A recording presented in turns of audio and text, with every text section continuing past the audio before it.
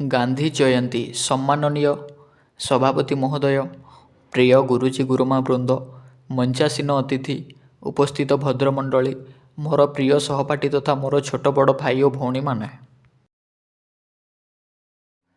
आजिर एही गांधी जयंती अवसर में मते किछि कहबार सुजोग मिलिथिबार मु निजकु धन्य मने करुछि। आज होउछि सही महान पुरुषों जन्म दिवस, जी बिना अस्त्र शस्त्र रे स्वाधीनता आनी देथिले, जी सत्य और अहिंसार पाठ पढ़ाई।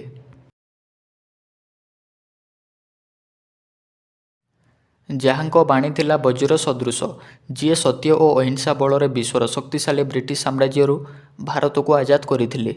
से थिले सत्य और अहिंसार पूजारी, जातिर पिता मोहनदास करमचंद गांधी। जेतेबेले कौनसी देश जाति विपद संकटर सम्मुखीन होइथाय, सेतेबेले ईश्वरଙ୍କ जन्म मानव रूपे होइथाय।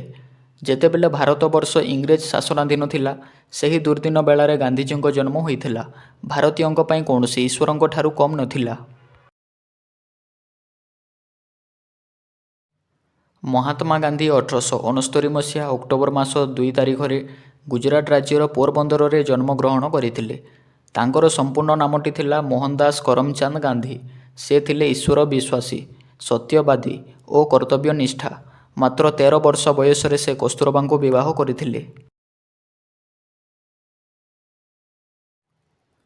प्राथमिक शिक्षा शेष हेबा परे से इंग्लैंड रू वकिलाती पास करी भारत को फेरिथिले एवं परे दक्षिण आफ्रिका जाइथिले। सेठारे वर्ण वैषम्य को नहीं चलीथिबा अत्याचार निर्यातना विरुद्ध रे स्वर उत्तोलन करथिले।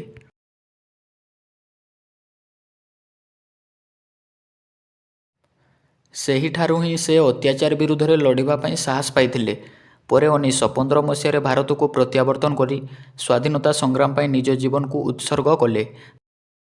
गांधीजी भारतर अनेक स्थान भ्रमण करी लोकंक मनरे स्वाधीन चेतना उज्जीवित करथिले।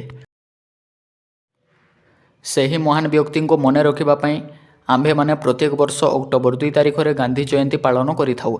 मु एतिकी कही मु मोर वक्तव्य शेष करुछि। जय हिंद।